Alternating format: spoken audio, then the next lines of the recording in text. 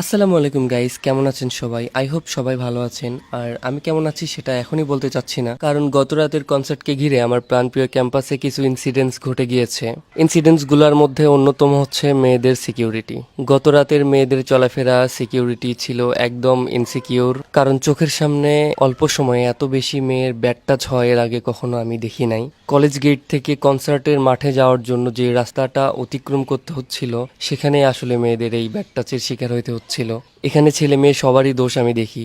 যারা bad touch করতেছিল তাদের তো দোষ আছেই, কিন্তু ওখানে এমন একটা পরিস্থিতি ছিল যে একটা মেয়ে কিন্তু শিওর বুঝতে পারতেছে যে আমি যদি এই দিক দিয়ে যাই তাহলে আমার অবস্থা খারাপ হয়ে যাবে। গেট থেকে মাঠ পর্যন্ত যাওয়ার মধ্যে মেয়েদের অবস্থা শেষ। তবে ইনস্ট্যান্ট দুই একটা মেয়ে তাদের প্রতিবাদ করলেও কিন্তু ওখানে কান দেওয়ার মতো তো কেউ ছিল না, কারণ এত ভিড়, ওখানে দাঁড়ানোর মতো কোনো পরিস্থিতি ছিল না। এবং এর আগে শুধু ফেসবুকের পোস্টগুলোতে দেখে আসতাম যে ভার্সিটির ছেলে মেয়েরা ফ্রি মিক্সিং করে অ্যান্ড ফ্রি মিক্সিং এ কি কি হয় সেটা হয়তো আজিজুলের ক্যাম্পাসে আজকে না গেলে জানতে পারতাম না। আর মাঠের মাঝে সবজির আসর ছিল অন্য লেভেলের, আর সাথে মেয়েরা তাদের সঙ্গীদের সাথে এমন ভাবে ছিল, মানে কি আর বলবো, তাদেরই লজ্জা নাই নাকি আমাদেরই লজ্জা বেশি সেটা আসলে বুঝতে পারতেছি না। তবে আরেকটা কথা বলবো, যেসব মেয়েরা কনসার্টে আসেন নাই তারা আসলেই ওয়াইফ ম্যাটেরিয়াল। যারা আসছেন সবাইকে খারাপ বলবো না, যারা এসব কাজ করছেন তাদেরকে খারাপ না বলে থাকাও যায় না। আরেকটা জিনিস দেখলাম, সেটা হচ্ছে সবাই দর্শন বিভাগকে দোষারোপ করতেছেন। আমার মনে হয় না যে দর্শন বিভাগের কোনো দোষ আছে। তারা কিন্তু প্রথমে ওপেন কনসার্ট দিতে চায় নাই, তারা কিন্তু টিকিটের ব্যবস্থা করতে চেয়েছিল, কিন্তু আপনাদের কারণে ওপেন কনসার্টটি দিতে বাধ্য হয়। তবে দর্শন বিভাগের অথরিটিকে একবারেই ছেড়ে দেওয়া যায় না, কারণ তারা এশারা আজানের সময়ও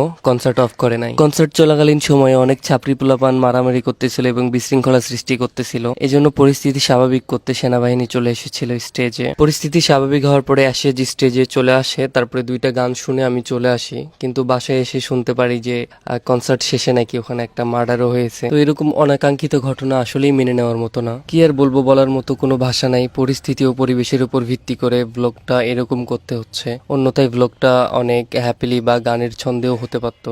তো যাই হোক গাইস, সবাই ভালো থাকবেন, সুস্থ থাকবেন এবং দেখা হবে পরবর্তী কোনো ভিডিওতে।